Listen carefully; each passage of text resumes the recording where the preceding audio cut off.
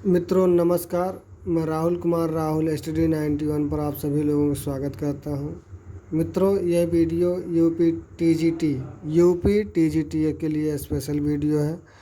25,000 प्रश्नों का सार संग्रह। मित्रों और जिस भाई बहन को अच्छा लगेगा वो इस चैनल पर बना रहेगा, जिसको नहीं अच्छा लगेगा वो यहाँ से हट सकता है, वो देखेगा ही नहीं। बिल्कुल ये जान लीजिए, मैं आप लोगों के लिए रात दिन एक कर रहा हूँ। मित्रों मैं चाहता हूँ आप भी जो है आप अपने सफलता के मार्ग को अपना पाएँ, तुरंत जाएँ 65,000 67,000 रुपये मंथली कमाएँ।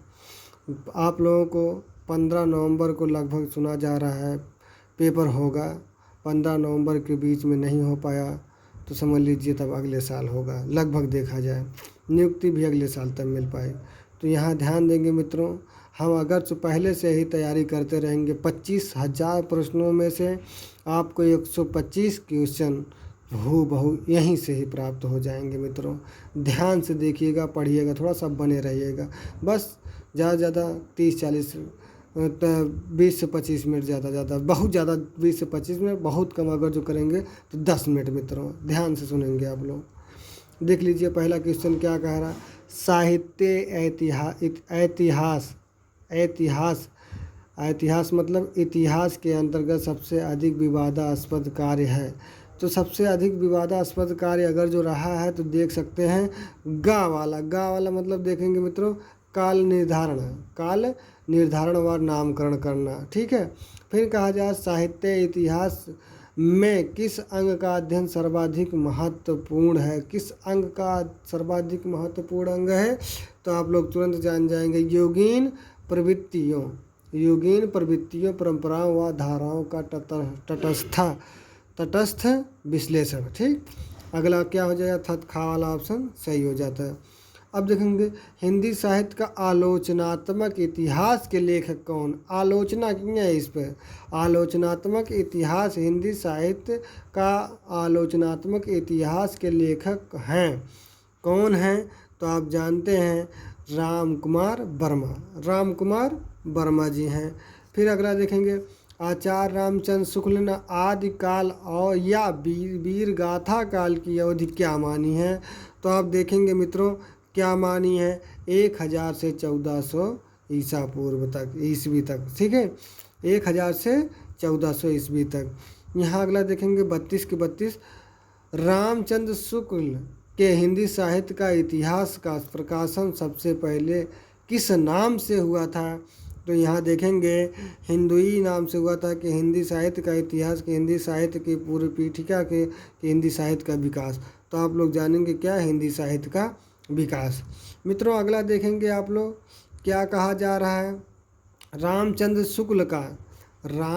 शुक्ल का हिंदी साहित्य का इतिहास कब प्रकाशित हुआ तो आप लोग जानेंगे यह कब प्रकाशित हुआ तो 1929 ईस्वी में। कब प्रकाशित हुआ और पहले किस नाम से जाना जाता था तो क्या आप लोग जानते हैं हिंदी साहित्य का विकास पहले किस नाम विकास के नाम से जानता था। फिर उसके बाद रामचंद्र शुक्ल ने हिंदी साहित्य का इतिहास कर दिया। हिंदी साहित्य का इतिहास 1929 में प्रकाशित हुआ। फिर देखिए मित्रों 35 वाले में क्या कहा संपूर्ण मध्यकाल की विभिन्न धाराओं और प्रवृत्तियों को तदयोगीन मुस्लिम प्रभाव की देन के रूप में स्वीकार करने वाले विद्वान हैं। तदयोगीन मुस्लिम प्रभाव की देन के रूप में स्वीकार करने वाले आपके विद्वान कौन हैं तो आप लोग जानेंगे आचार्य रामचंद्र शुक्ल। जहाँ पर भी लगभग आचार्य रामचंद्र की शुक्ल की बात होती है वहीं पर उनका उत्तर माना जाता है सही कि यही हो सकते हैं, अन्यथा और कोई नहीं।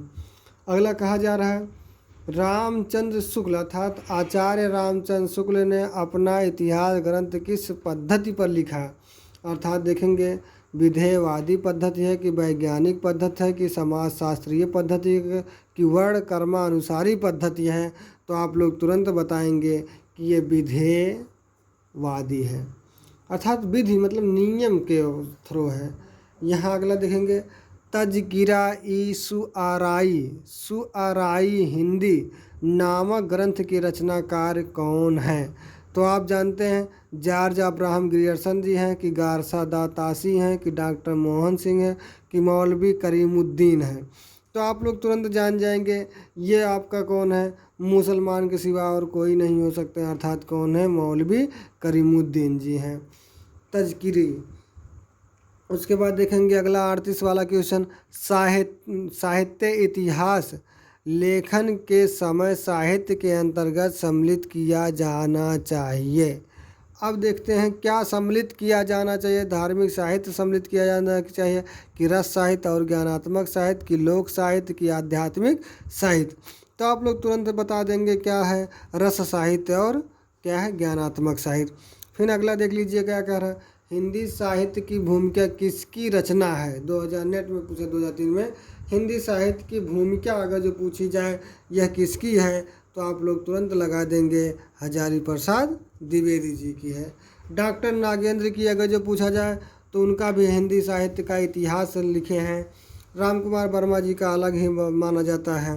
फिर यहाँ देखेंगे हिंदी साहित्य का संक्षिप्त इतिहास के लेखक कौन। हिंदी साहित्य का संक्षिप्त इतिहास, ये बहुत मोस्ट है मित्रों, क्या है, बहुत मोस्ट आपका प्रश्न है। हिंदी साहित्य का संक्षिप्त इतिहास के लेखक कौन है, तो आप लोग तुरंत जान जाएंगे कि आचार्य विश्वनाथ त्रिपाठी जी हैं। फिर देखते हैं अगला जो 41 वाला प्रश्न है मित्रों, देखेंगे ध्यान से, थोड़ा सा समझ लेंगे। हिंदी साहित्य का दूसरा इतिहास, अर्थात संक्षिप्त इतिहास और प्रथम इतिहास। प्रथम इतिहास के रामचंद्र शुक्ल जी हैं और संक्षिप्त इतिहास के विश्वनाथ त्रिपाठी जी हैं। और उसके बाद देख लीजिए दूसरा से हिंदी साहित्य का दूसरा इतिहास किसकी कृति है, तो आप लोग तुरंत के तुरंत लगा देंगे क्या, हरिवंश राय बच्चन, जिसने मधुशाला लिखा, मधु कलश लिखा, मधु, इस प्रकार से उन्होंने साहित्य की रचना की। आगे देखेंगे मित्रों, ये मिलान करने वाला प्रश्न है। कहा गया है रचनाओं को रचनाकार के साथ सुमेलित कीजिए। रचनाओं को रचनाकार के साथ सुमेलित कीजिए। हिंदी साहित्य का अतीत, आप जानते हैं हिंदी साहित्य का अतीत किसने लिखा। फिर कहा जा रहा है हिंदी काव्य धारा, हिंदी काव्य धारा, फिर कहा रहा है हिंदी साहित्य की कहानी, फिर आधुनिक साहित्य।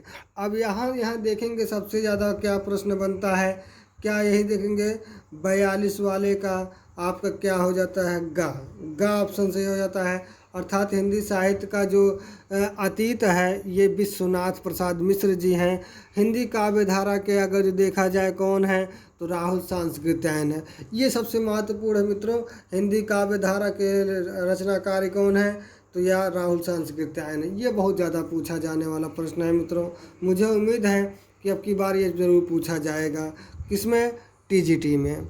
अगला देखेंगे हिंदी साहित्य के इतिहास लेखकों में कालक्रमानुसार कवियों का वर्गीकरण सर्वप्रथम किसने किया, तो आप लोग तुरंत जान जाएंगे, जॉर्ज अब्राहम ग्रियर्सन ने। मैंने बताया था हिंदी साहित्य का इतिहास अगर जो देखा जाए आपके जॉर्ज ग्रियर्सन जी हैं, डॉक्टर नागेंद्र जी हैं और गारसा दत्त तासी जी हैं। इसको विशेष ध्यान देंगे तो यहाँ कौन सा ऑप्शन हो जाता है, जॉर्ज ग्रियर्सन। फिर अगला देखेंगे आचार्य रामचंद्र शुक्ल ने हिंदी साहित्य का इतिहास के अंतर्गत शिव सिंह सेंगर एवं ग्रियर्सन के इतिहास ग्रंथों के लिए किस शब्द का प्रयोग किया गया है, किए हैं, इन्होंने कौन सा शब्द प्रयोग कर दिए हैं, तो आप देख जानेंगे 44 का आपका क्या हो जाता है, वृत्त संग्रह का। वार्ता संग्रह नहीं, इतिहास संग्रह नहीं, बल्कि कवि संग्रह नहीं, बल्कि क्या है, वृत्त संग्रह का प्रयोग कर दिया है। फिर कहा गया है हिंदी संत काव्य को पूर्ववर्ती सिद्धों एवं नाथपंथियों के साहित्य का सहज विकसित रूप किस विद्वान ने माना है। विकसित रूप किस विद्वान ने माना है, नाथपंथियों के साहित्य को। ठीक है, तो यहाँ देखेंगे आपका कौन सा हो जाता है, हजारी प्रसाद द्विवेदी। मित्रों कौन से हो जाते हैं, हजारी प्रसाद द्विवेदी। अगला देखेंगे वही प्रश्न फिर बढ़ा रहा है। हजारी प्रसाद द्विवेदी को हिंदी साहित्य के प्रथम उत्थान को आदिकाल नाम देने की प्रेरणा किसने दिया। मतलब यहाँ जानते हैं आदिकाल को किसने दिया, तो आप जानते हैं आचार्य रामचंद्र शुक्ल ने दिया। आदिकाल को आचार्य रामचंद्र शुक्ल ने दिया। फिर यहाँ देखते हैं 47 के बाद फिर आपका क्या हो जाएगा, 48 आ जाता है। 47 के बाद क्या आ जाता है, 47 देखेंगे पहले भी। आचार्य रामचंद्र शुक्ल के इतिहास ग्रंथ में सर्वाधिक विवादास्पद कालखंड कौन सा रहा है, तब देखेंगे कौन सा कालखंड रहा है, तो आदिकाल। आचार्य रामचंद्र शुक्ल ने क्या दिया है, आदिकाल को बताया है। यहाँ देखेंगे, यहाँ भी आपका क्या हो जाता है, सही होता है, अर्थात कौन सा ऑप्शन, गा ऑप्शन सही हो जाता है। फिर मित्रों देखेंगे 48 वाले में, राम कुमार वर्मा ने आलोचनात्मक साहित्य में किस कालखंड तक विवेचन प्रस्तुत किया है।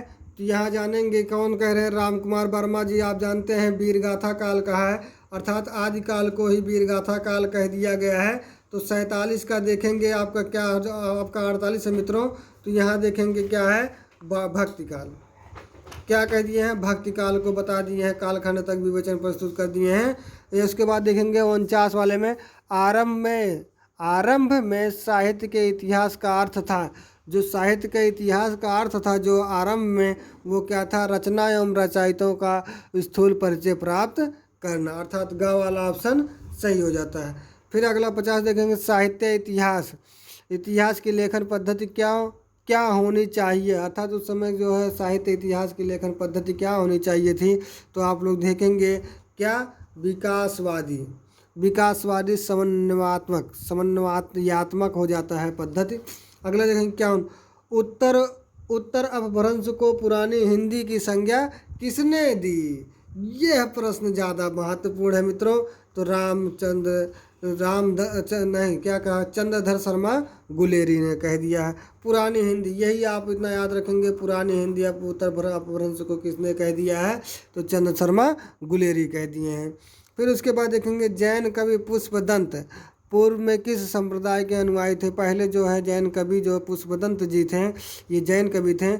इनको कौन सबसे पहले किस संप्रदाय के अनुयायी थे, मतलब किस संप्रदाय को मानने वाले थे। तो आप लोग देखेंगे 52 का कौन सा, शैव धर्म था। एक शैव धर्म था, उसी को मानने वाले थे। फिर उसके बाद देखेंगे मित्रों, अगला देखेंगे क्या देखेंगे, हिंदी साहित्य का विवेचनात्मक इतिहास की लिखने वाले विद्वान थे। अब यहाँ विवेचनात्मक इतिहास का लेखन कौन किया था, सूर्यकांत शास्त्री। सूर्यकांत त्रिपाठी निराला नहीं मित्रों, बल्कि क्या है, सूर्यकांत शास्त्री जी हैं। फिर देखेंगे वीरगाथा को चारण काल। अब इसको जो नहीं बता पाए वो कुछ नहीं बता पाएगा मित्रों, अर्थात वीरगाथा को चारण काल की संज्ञा देने के अतिरिक्त उससे पूर्व एक संधि काल जोड़ने वाले इतिहासकार हैं।